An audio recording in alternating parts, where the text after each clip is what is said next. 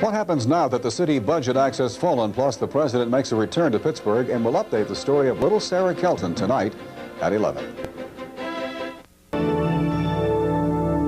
Well, they call it Weight Watchers. I call it almost like Waist Watchers. All of the great ideas that we get from Carole Jordan, who's the regional director of Weight Watchers. And today you're in with a low-cal dessert. Yes, this is called Apple Harvest Squares. And I really wanted to pick something that utilizes the apples right now. They're so good. We're going to take 3 of the small-sized apples.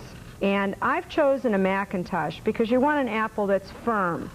If you use another, like a delicious apple, it tends to get too sloppy. Okay, as you're cutting, why don't I go over the ingredients? Because people at home are going to say, wait a minute, I want to see what's in this. So let's do the ingredients as Carole is chopping.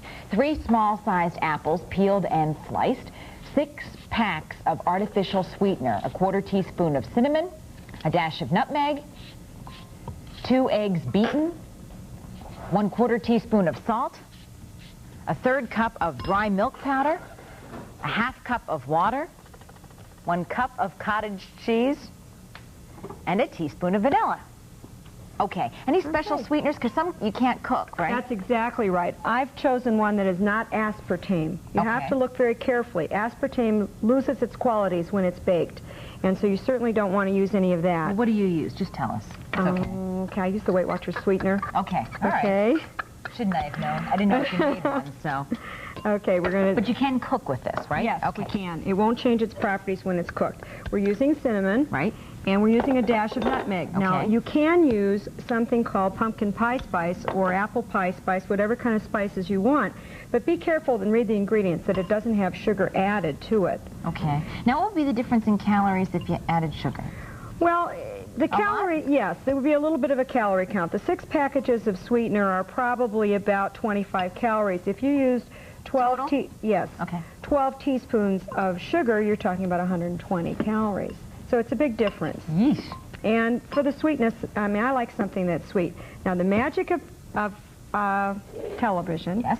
Here we have it all finished. This is the baked apples. You're going to take these apples, put them on a single layer, and put them in the oven about 425 for 15 minutes. I would, to cut time, Ann, I would certainly put them in a glass pan and put them in the microwave just to soften them and make them a little bit hot because your next ingredient is hot. What I'm going to do, though, is I'm going to add a little bit of raisins. I think at this time of year, why not have something a little bit fun? And 2 tablespoons of raisins are about, 80 calories. So I'm going to add the raisins, too. Okay, that wasn't in the original recipe. I love raisins. Yeah, I do, too. I do, too. Apples. It gives you something. You could, I suppose if you really weren't watching your fat or watching your calories, you could add walnuts or anything else you wanted, but I would choose not to do that. Okay, you're going to take 2 eggs, beat them up, add 1/4 teaspoon of salt, and if you're really watching your sodium, eliminate the salt. Okay. No problem. You won't miss it. No. So why do you need it anyway? Well, it adds a little bit of flavor. We're going to use non-fat dry milk powder, and this is 1/3 cup. Everybody's really paying attention to fat content, which is another reason that I appreciate your recipes, because everybody's trying to eat a little bit healthier. Right. And this is 1/2 cup of water. This actually cooks up into kind of like a custard. Looks like scrambled eggs right now. It really does. We're going to add the cup of cottage cheese.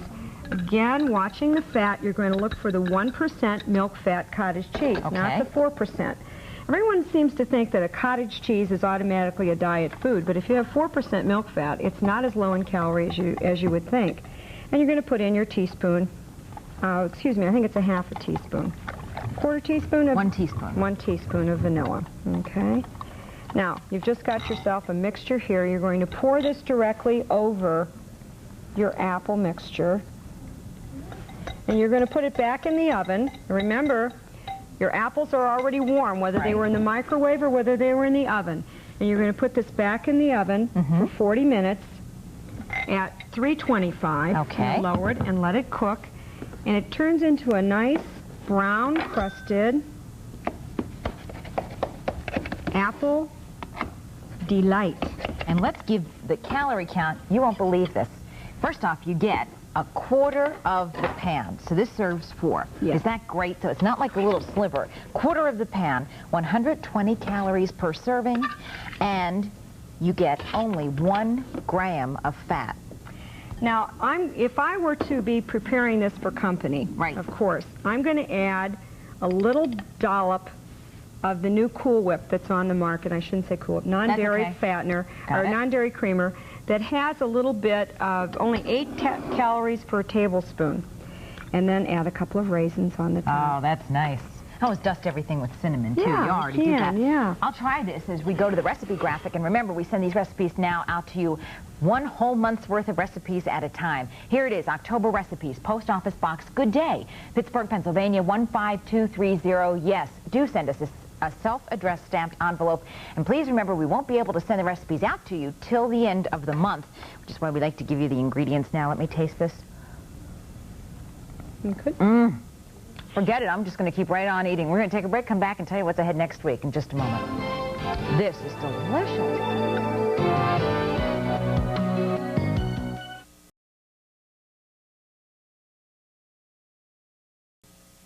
Look how much I've eaten. Just since you've been gone, I've eaten half of it already. This is really delicious. Next week, starting on Monday, Gary Warner's going to be in with Soap Scoops. Get your soap questions ready over the weekend. Get ready to call in.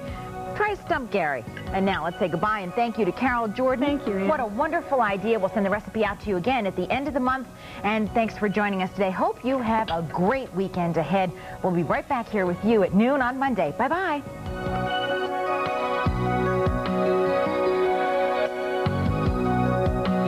Guests on Good Day Pittsburgh stay at the beautiful newly renovated Hyatt Regency Pittsburgh. Transportation provided by Elegant Limousines of Pittsburgh.